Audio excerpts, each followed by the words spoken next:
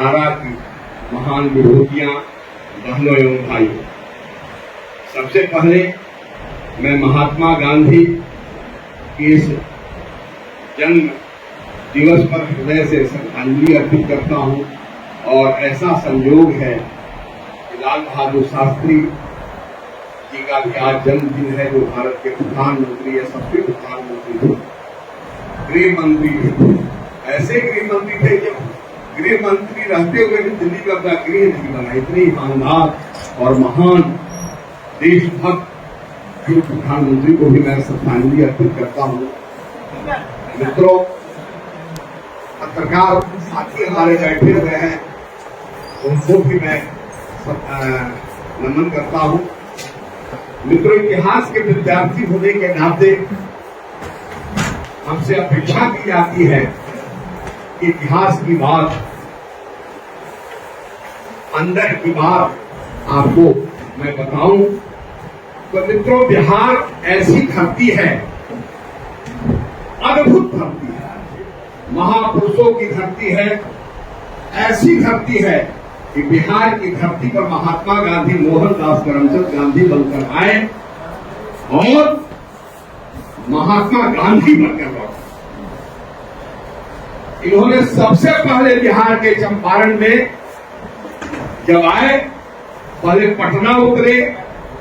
पटना में इनके साथ पढ़ते थे मजरूल हक साहब, जो पटना जानते होंगे, सिकंदर मंजिल गए, साथ पढ़ते थे, सहपाठी थे मजरूल हक साहब के।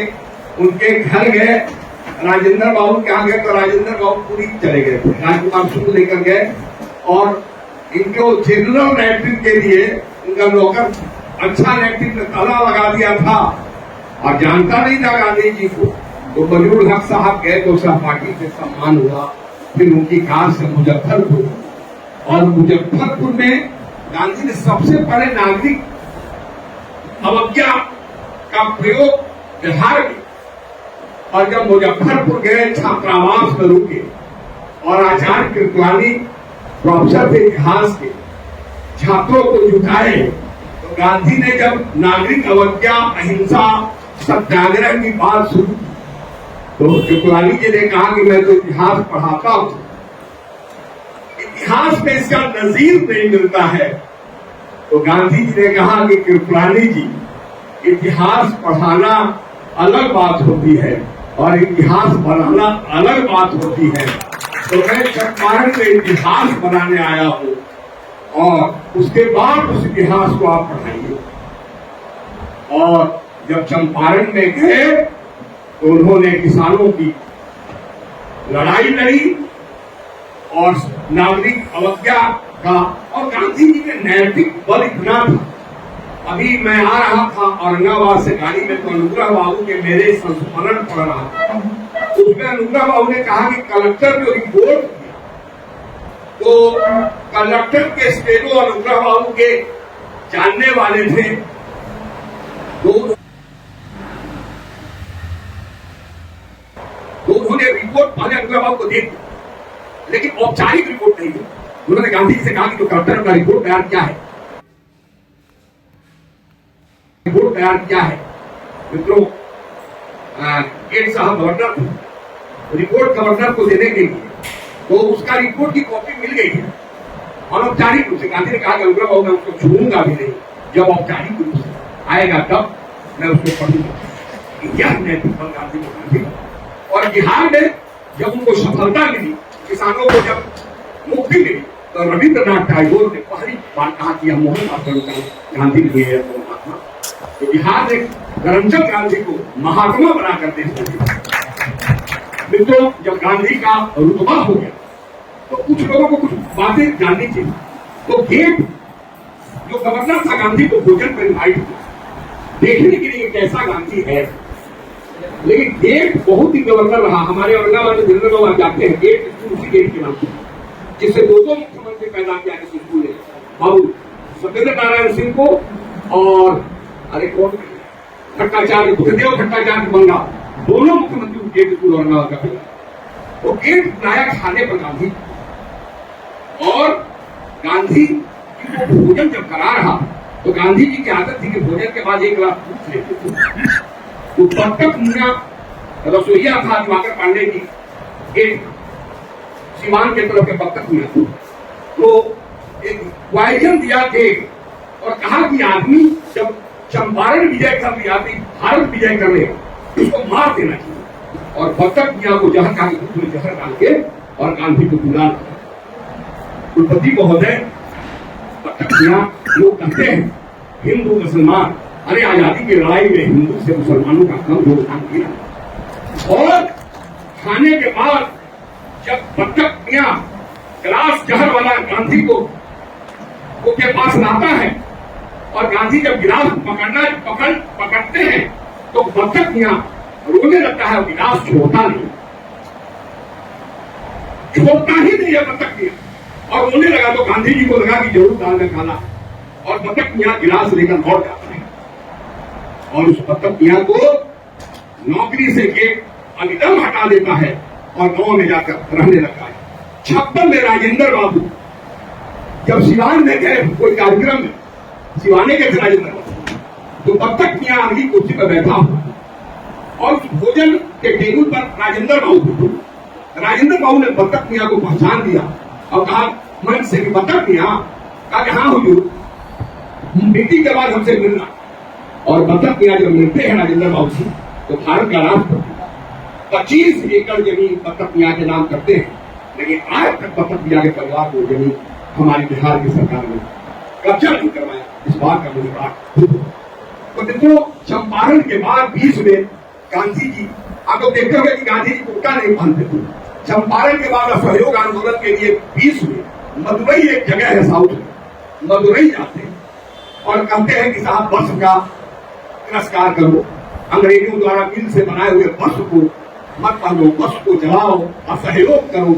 एक नौजवान विद्यार्थी कुलपति महोदय उठकर कहता है कि गांधी जी, यह देश गरीब है, आप बस जलाने की बात और बस के बहिष्कार की बात करते हैं। आपका धोती इतना बड़ा लंबा चौड़ा है और उसके कुर्ता भी पहने हुए हैं, एक धोती में हम लोग का पैंट शर्ट दोनों हो जाता। उस मीटिंग में गांधी जी ने अपना कुर्ता निकाल के फेंक दिया और कहा कि आप तो बराबर हो गया ना। और उसी के गांधी ने कहा कि खादी वस्त्र नहीं आंदोलन है, और हम लोग तो खादी पहनते हैं। मैं शासन का चुनाव रहा, उसके बाद फिर पैंट शर्ट नहीं पहना और मैं खादी को जीता हूं, पहनता हूं, क्योंकि एक आंदोलन है। और तो उसके बाद क्या होता है, 40 से 42 में ये युद्ध है, जिसको युद्ध की स्थितियां और बड़ी मुश्किल का समय है। और उस मुश्किल के समय में इंग्लैंड का राजा प्रधानमंत्री चिंतित होते हैं कि वर्ल्ड वार में अगर भारत हमको गांधी अगर आंदोलन छोड़ देगा तो हम हार जाएंगे, बड़ा मुसीबत में पड़ जाएंगे। तो नेहरू के एक बहुत परम मित्र थे क्लिप्स को भेजा गया कि नेहरू तुम्हारे मित्र हैं, कम से कम ऐसा करो यार, गांधी को कहो, नेहरू को कहो, गांधी को कहो कि 2 दानवों में आपको चुनना है, 2 खराब व्यक्ति में चुनना है। तो कम से कम हिटलर तो इतना बड़ा तानाशाह और क्रूएल है, निर्मम है, कम से कम हम लोकतंत्र तो है, हमारे यहाँ लोकशाही तो है। इसलिए विश्व युद्ध के दरमियान गांधी जी को आंदोलन नहीं। और जब क्लिप्स आता है तो नेहरू मित्र थे, नेहरू से कहता है कि आप इस काम को करा दो, इंग्लैंड की सरकार मुझे भरोसा, और इतना बड़ा हिटलर बदमाश है, उससे तो हम लोग अच्छे हैं, हम लोग में मानवीय संवेदना है। तो नेहरू ने कहा कि आप मित्र मेरे जरूर हैं, लेकिन हम गांधी के पिए हैं, हम गांधी को क्या कहेंगे यार, बहुत ज्यादा हो तो हम मिलवा दें। और जब गांधी कुलपति महोदय जब गांधी से क्लिप्स मिलता है और मदद मांगता है कि वहां के राजा और प्रधानमंत्री ने भेजा है, तो गांधी ने कहा कि अरे यार, मैं तो खुद गुलाम देश हूं, मैं क्या तुम्हारी मदद करूंगा। तो और यह बात कहते कहते गांधी के आंख दबदबा गए और गांधी के गला थरथरा गया, भावुक हो गए गांधी, और लगा कि गांधी एकदम कभी कभी होता नहीं है, थर्रा गया आवाज। तो क्लिप्स उठता है और तुरंत ग्लास का पानी टेबल पर रखा होता, अपने से गांधी जी को पिलाने लगता है पानी। और जैसे हमारे हैं दैनिक जागरण के ही, उसी तरह वहां पत्रकार थे, फोटो खींच गया, क्लिप्स गांधी को पानी पिलाया। ये भी बड़ा फोटो खींचते हैं। हिंदुस्तान के ढेर सारे लोग, पत्रकार तो बड़े तेज लोग होते हैं, फोटो खींचते। और इंग्लैंड के अखबार में, लंदन टाइम्स में, उस फोटो के साथ जब क्रिप्स का फोटो निकलता है कि गांधी को पानी पिया रहा है, तो वहां का प्रधानमंत्री कहा कि तुमको हम गांधी को ये करने गए, पूरा इंग्लैंड को गांधी के सर में झुकाने के लिए, चमचागिरी के लिए और उनको पानी पिलाने के लिए भेजे थे। लेकिन गांधी उस पानी पिलाने से और क्रिप्स की भाव से बहुत भावुक हो गए और गांधी ने आंदोलन में बना लिया कि जब तक विश्व युद्ध चल रहा है उसको हम आंदोलन को स्थगित रखेंगे, क्योंकि हिटलर को और बदमाश। मित्रों, विरोधी दल के नेताओं ने इंग्लैंड में इतना हंगामा किया कि क्रिप्स गांधी के खुशामद में इंग्लैंड को भारत के गांधी के चरणों में रख दिया, खुशामद में पानी पिया रहा है। क्रिप्स को अपने पद से बर्खास्त कर दिया और बर्खास्त जब क्रिप्स को कर दिया जाता है तो गांधी को बड़ी कष्ट होता है। और गांधी 1942 में भारत छोड़ो आंदोलन, क्विट इंडिया मूवमेंट और डू एंड डाई का नारा देता है और वही अंग्रेजों के राज के अंतिम 3 साल होता है। 72 में भी गांधी जब डू एंड डाई का नारा दिया। और आपको मैं बता दूं कुलपति महोदय कि पहली घटना है गांधी के जीवन में कि वह हिंसक आंदोलन का गांधी ने आह्वान किया। कहा कि जब गांधी गिरफ्तार हो जाएगा तो हर एक व्यक्ति, हर एक नौजवान स्वतंत्र है अपना निर्णय के लिए। और जयप्रकाश नारायण उसी समय एक दस्ता बनाए थे, उसको आजाद दस्ता का निर्माण किया। पहली बार क्रिप्स को जब डिस्चार्ज किया गया तो गांधी आग बबूला हो गए कि उसने मानवीय संवेदना दिखाया, मानवीय पुत्र की तरफ पानी पिलाया और उसको सड़क पर डिस्चार्ज कर दिया गया। और डू एंड डाई का गांधी ने नारा दिया और पहला हिंसक आंदोलन 42 में गांधी ने शुरू किया और उसी के बाद अंग्रेज की शासन। ऐसे थे हमारे गांधी।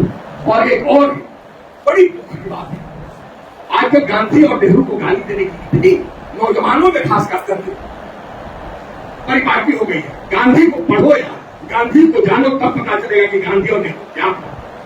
गांधी को गाली देने की पंक्ति इसलिए हम तो कहेंगे, देखिए हम लोग प्रोफेसर ज्यादा है, हम लोग का केवल काम यह नहीं है कि किताब पढ़े पढ़ाया जाके घरे से सब्जी लावे और पत्नी को पूछ रहे। समाज को जीवंत बनाए रखने की जिम्मेवारी भी हम पर है। हम पर केवल वेद पढ़ने की हमारी जिम्मेवारी नहीं है, लोगों की वेदना भी पढ़ने की जिम्मेवारी है। हम केवल वेतन के लिए नहीं काम करते हैं, पठन के लिए भी हमको काम करने की जिम्मेवारी है। इसलिए मित्रों, हम लोग को चाहिए कि लोगों को आप पूछे, नौजवानों को, लोगों को गांधी और नेहरू के त्याग और बलिदान की बात भी बताएं। और अंतिम बात एक मैं कहता हूं कि जब लोगों में फैलाया जाता है कि साहब सुभाष चंद्र बोस का गांधी से बड़ा मतभेद है, लेकिन ये बिल्कुल गलत बात है। राजनीतिक मतभेद यदा कदा हो जाया करते हैं, लेकिन गांधी इतना महान व्यक्ति था कि उस आदमी में मतभेद कभी किसी के लिए नहीं पैदा हुआ। और जब आजाद हिंद फौज सुभाष बाबू ने बनाया तो पहला रेजिमेंट का नाम गांधी रेजिमेंट रखा, दूसरा रेजिमेंट का नाम नेहरू रेजिमेंट रखा और तीसरा रेजिमेंट का नाम झांसी, महारानी झांसी बाई के नाम, झांसी बाई के नाम पर। मतभेद रहता तो गांधी के नाम से रेजिमेंट का नाम नहीं रखा जाता। और देश के आजादी की लड़ाई में एक लुई फिशर पत्रकार आया था और उसने जब गांधी से पूछा कि गांधी जी सुभाष चंद्र बोस के बारे में आपके क्या विचार है, आपकी क्या राय है, तो गांधी ने कहा कि ही इज ट्रू पैट्रियट, सच्चा देशभक्त सुभाष चंद्र बोस है। अगर मतभेद रहता